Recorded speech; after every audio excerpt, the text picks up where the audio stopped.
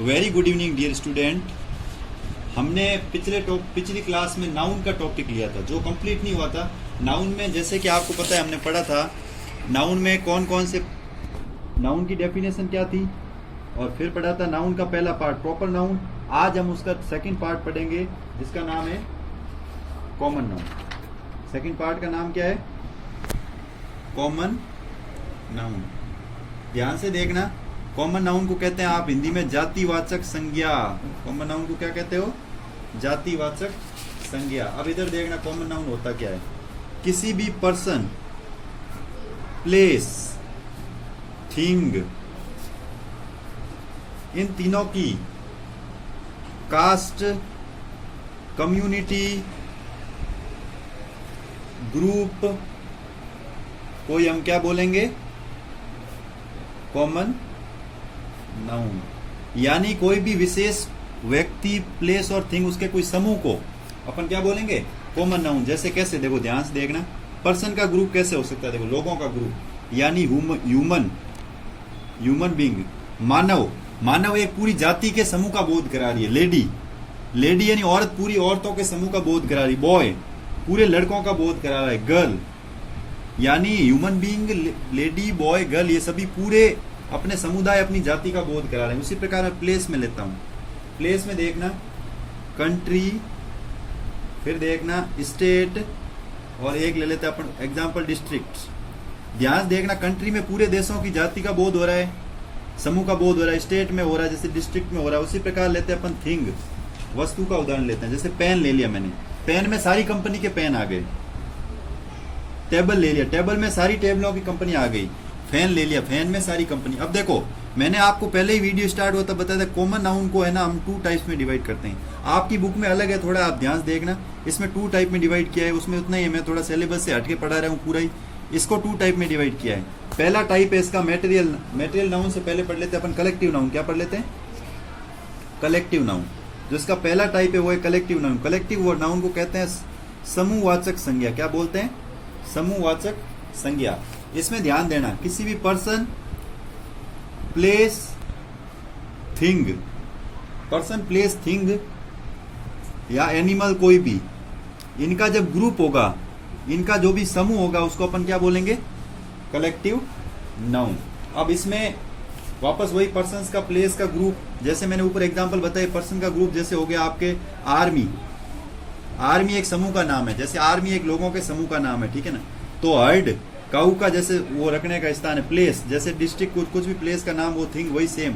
समूहवाचक में और common noun में ज्यादा डिफरेंस नहीं है। उसके उदाहरण सेम टू सेम सारे आएंगे। अब एक और चीज ध्यान रखना, दूसरा, इसके बाद अपन पढ़ते हैं सेकंड टाइप। सेकंड टाइप है मेटेरियल नाउन। क्या है? Material noun. मेटेरियल नाउन को बोलते हैं द्रव्यवाचक संज्ञा। आपके टॉपिक ज्यादा है नहीं सिलेबस में, इसलिए मैं नॉर्मली पढ़ा रहा हूँ। मेटेरियल नाउन में देखना थोड़ा हटके है। मेटेरियल नाउन में यही सेम है, ग्रुप और समुदाय का बोध कराए, क्योंकि ये कॉमन नाउन का एग्जाम्पल है। लेकिन ध्यान रखना, इसमें कोई भी चीज को मीजर करने वाली चीज, और एक आएगी वेट, यानी जिसका अपन नाप या तोल कर सकते हैं। क्या कर सकते हैं? नाप या तोल। जिसका अपन नाप या तोल कर सकते हैं वो चीजें इसमें आएगी, ठीक है ना। नाप या तोल करने वाली, जैसे मैं, वो अलग अलग होती है। एक होती है नेचुरल और एक होती है बाई एनिमल्स। नेचुरल कौन कौन सी होती है? देखो नेचुरल में आपके आ जाएगा water, air, silver, gold, iron, copper, rain, etcetera. ये सभी चीजें नाप या तोल हो सकता है इनका। ये क्या है? नेचुरल है। एनिमल्स के द्वारा क्या प्राप्त होता है? एग है, मीट है, हनी है, मिल्क है, और सिल्क है, लेदर है। ये सभी चीजें हमें कहां से प्राप्त होती है? एनिमल से। अब ध्यान देना, ये सभी चीजें एक जाति, पूरे समुदाय का बोध करा रही। पानी है ना, पानी कोई ये लिखा हुआ नहीं है पानी कौन सी कंपनी का पानी है। जैसे बोतल वगैरह रहता है ना, कहां से आया पानी, तालाब का है, वो कुछ नहीं है। ये प्रॉपर पानी है, हवा पूरी है। सिल्वर जैसे गोल्ड, इनको अपन नाप या तोल के द्वारा खरीदते हैं, ठीक है ना। तो ये तो थी आपके जातिवाचक संज्ञा। अब लास्ट इसका जो टॉपिक है वो एब्स्ट्रैक्ट नाउन। क्या है? Abstract noun. एब्स्ट्रैक्ट नाउन का मतलब होता है भाववाचक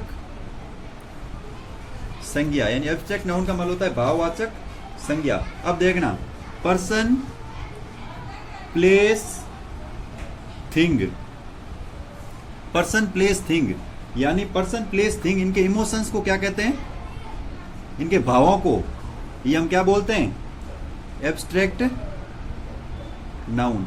यानी इनके भावों को ही अपन क्या बोलेंगे, एब्स्ट्रैक्ट नाउन। कैसे, देखो हम भाव को कभी देख नहीं सकते, वी कांट सी इट। एक बात बताओ, आप भाव को थोड़ी देख सकते हो। जैसे लव, लव को, फीलिंग को आप महसूस कर सकते हो, उसको हम सिर्फ क्या कर सकते हैं, ओनली फील इट।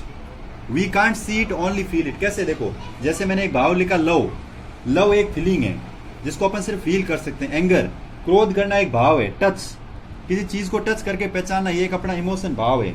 फिर देखो स्मेल, किसी चीज को स्मेल के द्वारा पहचानना, ये भी एक भाव है, ठीक है ना। जैसे फ्रीडम, स्वतंत्रता, ये एक भाव है। जैसे मैंने नॉर्मली एग्जांपल दिया चाइल्डहुड, चाइल्डहुड यानी ये एक भाव है। क्या है, भाव।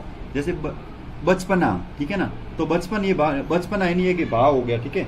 जैसे उसके फ्रीडम, चाइल्डहुड नहीं होगा इसमें, क्योंकि ये तो विशेषण हो गया, ठीक है, एडजेक्टिव। लव हो गया, एंगर हो गया, टच हो गया, स्मेल हो गया। इस तरह से सारे भाव, जितने भी इमोशंस है, वो सारे इमोशंस किस में काउंट होंगे, एब्स्ट्रैक्ट नाउन में। एक बार वापस देखना, मैं रिपीट कर रहा हूँ। कॉमन नाउन था पर्सन प्लेस थिंग, तीनों की कास्ट कम्युनिटी या ग्रुप को अपन बोलते थे कॉमन नाउन। जैसे person human being, lady boy girl, place हो गई कंट्री स्टेट डिस्ट्रिक्ट, थिंग हो गई pen table fan. Collective noun में देखो संज्ञा समूहवाचक में पर्सन प्लेस थिंग, इसको कलेक्टिव नाउन थी जो समूह, वही। मेटेरियल नाउन में क्या था, इसको नाप या तोल कर सकते हैं, ठीक है ना। तो फिर अगला था एब्स्ट्रैक्ट नाउन, इसमें पर्सन प्लेस थिंग के इमोशंस यानी भावों को मेजर किया जाता है, जिसको हम फील कर सकते हैं, सिर्फ देख नहीं सकते। जैसे love, anger, touch, smell etcetera. आज की सभा को हम करते हैं यही समाप्त। जय हिंद, जय भारत।